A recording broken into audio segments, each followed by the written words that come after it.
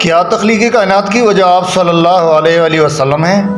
کیا نبی صلی اللہ علیہ وسلم کو نور سے پیدا کیا گیا؟ کیا تخلیق کائنات کی وجہ آپ صلی اللہ علیہ وسلم ہیں اور یہ بات درست ہے؟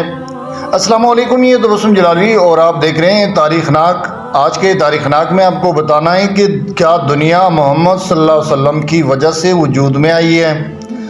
لیکن تفصیل پر جانے سے پہلے اگر ابھی تک آپ نے تاریخ ناک کو سبسکرائب نہیں کیا تو سب سے پہلے تو چینل کو سبسکرائب کریں اور پھر اس کے بیل آئیکن آل کو پریس کیجیے گا تاکہ ہر آنے والی ویڈیو کی اپڈیٹ آپ کو پر وقت مل سکے۔ قرآن مجید میں بلا شبہ اللہ تعالیٰ نے محمد رسول اللہ صلی اللہ علیہ وسلم کو ان کے منصب نبوت کے اعتبار سے سراج منیر یعنی ایک روشن چراغ قرار دیا ہے، جس کے معنی محض یہ ہیں کہ اللہ تعالیٰ نے آپ کو ایسا روشن چراغ بنایا جو خود بھی اس کی ہدایت اور علم و حکمت سے منور ہے اور لوگوں کو بھی تاریکیوں سے نکال کر اللہ کی صراط مستقیم کی طرف لانے کے لیے ایک رہنما کی حیثیت رکھتا ہے۔ دوسرے لفظوں میں یوں سمجھیے کہ اللہ کا دین انسانیت کے لیے اس دنیا میں اس کی ہدایت ہے۔ چنانچہ یہ ہدایت ہے بے شک انسان کے لیے نور اور روشنی ہے، اور اس نور کا ماخذ و مرجع انسانیت کے لیے رسول اللہ صلی اللہ علیہ وآلہ وسلم کی ذات والا صفات ہے۔ چونکہ اللہ تعالیٰ کی ہدایت کا نور انسانیت کو آپ ہی کی وساطت سے ملا ہے، چنانچہ اس حیثیت رسالت سے تو بہرحال آپ کو نور کہا جا سکتا ہے۔ تاہم یہ بات کہ رسول اللہ صلی اللہ علیہ وسلم اپنی ذات کے اعتبار سے ایک بشر تھے، بشر ہی کی طرح آپ کی ولادت ہوئی اور بشر ہی کی حیثیت سے اس دنیا میں آپ نے زندگی بسر کی، قرآن مجید اور مسلمہ تاریخ میں پوری صراحت کے ساتھ جگہ جگہ دیکھے جا سکتے ہیں۔ جہاں تک بعض مسلمان معاشروں کے اس عامیانہ اعتقاد کا تعلق ہے کہ آپ صلی اللہ علیہ وآلہ وسلم کو نور سے تخلیق کیا گیا تھا، وہ اللہ کے نور میں سے ایک نور تھے، تو یہ ایک طرف قرآن کی صریح خلاف ہے اور دوسری طرف اس بات کی کوئی بنیاد کسی مستند ماخذ میں موجود نہیں ہے۔ اس کے حق میں دلیل کے طور پر جو کچھ بیان کیا جاتا ہے وہ مندرجہ ذیل بعض ایسی ناقابل اعتبار، بے بنیاد اور من گھڑت روایات ہیں جنہیں نبی صلی اللہ علیہ وسلم کا استناد چونکہ کسی قابل اعتماد ذریعے سے حاصل ہی نہیں ہے، چنانچہ ان کی بنیاد پر اس طرح کا اعتقاد دین میں سرے سے ثابت ہی نہیں ہوتا، اور نہ اس طرح کی روایتیں مسلمانوں کے لیے قابل التفات ہی ہیں۔ وہ روایات یہ ہیں۔ حدیث کی حیثیت سے ایک روایت یہ بیان کی جاتی ہے کہ نبی صلی اللہ علیہ وآلہ وسلم کو نور سے پیدا کیا گیا ہے۔ یہ ایک باطل اور بے بنیاد روایت ہے، علم کی دنیا میں اس کی کوئی حقیقت نہیں ہے۔ اس کے ماخذ کے طور پر بعض لوگ مسند احمد کا اور بعض مصنف عبدالرزاق کا حوالہ دیتے ہیں جو کسی بھی لحاظ سے درست نہیں ہے۔ محقق بات یہی ہے کہ اس حدیث کا کوئی ماخذ ہی نہیں ہے۔ دوسری روایت یہ بیان کی جاتی ہے کہ اللہ تعالیٰ نے سب سے پہلے نبی صلی اللہ علیہ وآلہ وسلم کے نور کو پیدا کیا، یا یہ کہ اللہ نے اپنے چہرے کے نور سے ایک مٹھی بھر نور لیا اور اس نور کی یہ مٹھی محمد صلی اللہ علیہ وآلہ وسلم ہی تھے۔ پھر اللہ تعالیٰ نے اس مٹھی بھر نور کی طرف نظر کی تو اس میں کچھ قطرے بن گئے، پھر ہر قطرے سے ایک نبی کو پیدا کیا، یا یوں کہیے کہ اس طرح اپنی تمام خلق کو اللہ تعالیٰ نے آپ صلی اللہ علیہ وسلم کے نور سے پیدا کیا۔ اس باب میں یہ اور اس طرح کی دیگر روایات کی حقیقت بھی بالکل وہی ہے جو پہلی روایت کی ہے، لہٰذا اس پر اب مزید کچھ کہنے کی گنجائش بھی باقی نہیں رہ جاتی۔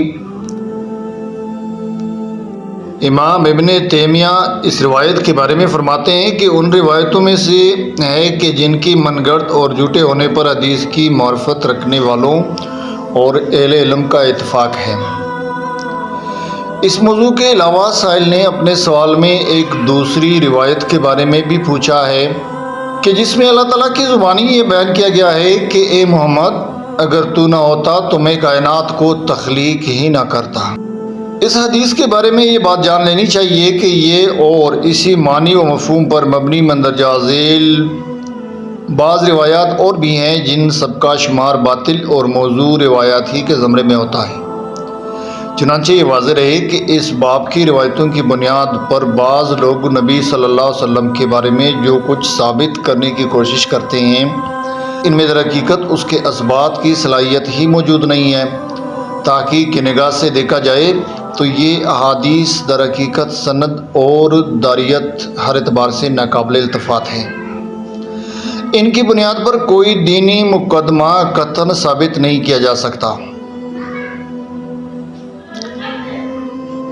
یہ روایت اوپر بیان کیے گئے الفاظ کے ساتھ امام شوکانی نے اپنی کتاب الفوائد المجموعۃ فی الاحادیث الموضوعہ میں نقل کر کے امام صغانی کی یہ رائے بیان کی ہے کہ یہ ایک موضوع اور من گڑت روایت ہے۔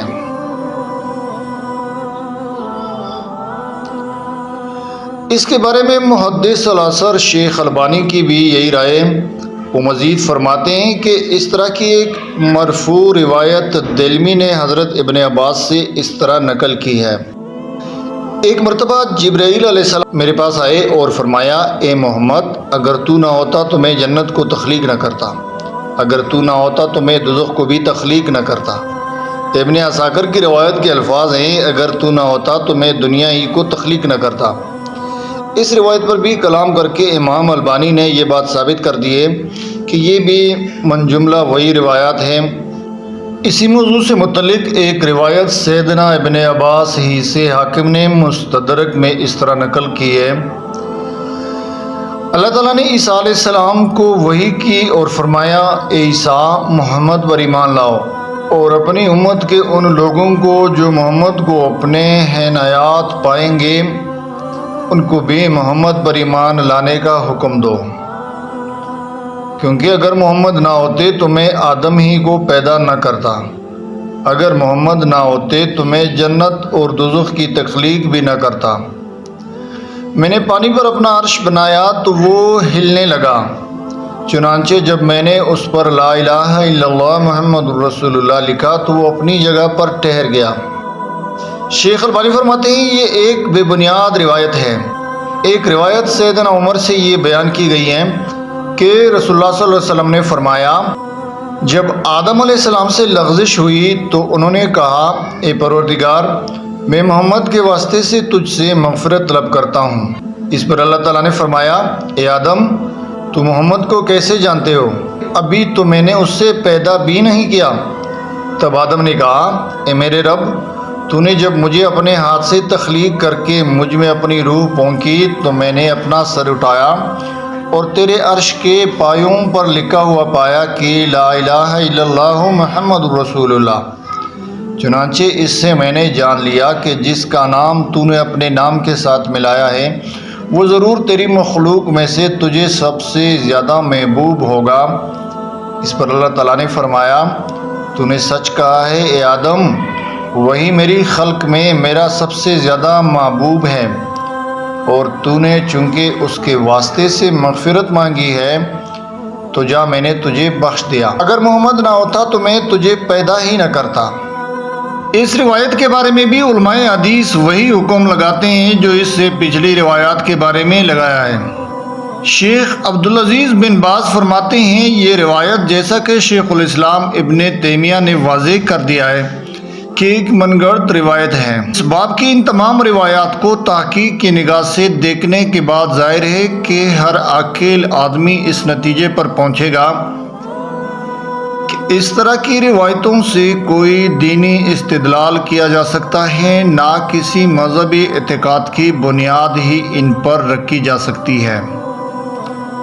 بلکہ اس سے آگے بڑھ کر میں یہ کہوں گا کہ اس طرح کی احادیث کی طرف کسی مسلمان کو التفات بھی نہیں کرنی چاہیے، اس لیے کہ اس طرح کے مضامین پر مبنی روایتیں اگر اپنی سند کے اعتبار سے بالفرض قابل اعتماد بھی ہوتی تب بھی قرآن مجید کی روشنی میں وہ لا محالہ رد کر دی جاتی، کیونکہ کوئی بھی خبر واحد خواہ سندن صحیح ہی کیوں نہ ہو قرآن کے خلاف قطعاً قبول نہیں کی جا سکتی۔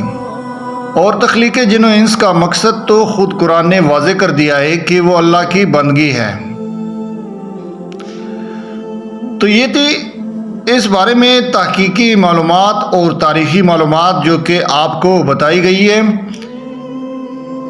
کہ یہاں پر ایک بندے نے سوال کیا گیا تھا کہ کیا اس دنیا کو آپ صلی اللہ علیہ وآلہ وسلم کی وجہ سے پیدا کیا گیا ہے؟ کیا حضرت آدم علیہ السلام کی تخلیق آپ ہی کی وجہ سے ہوئی ہے؟ اور کیا حضرت محمد صلی اللہ علیہ وسلم کو نور سے پیدا فرمایا تھا؟ اب تو یہ واضح ہو گئے کہ آپ صلی اللہ علیہ وسلم ایک بشر ہی تھے اور آپ کو نور سے قطعاً پیدا نہیں کیا گیا۔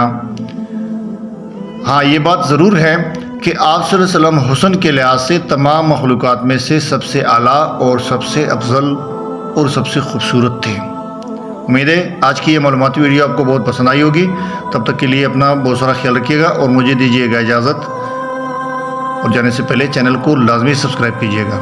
اللہ حافظ، فی امان اللہ۔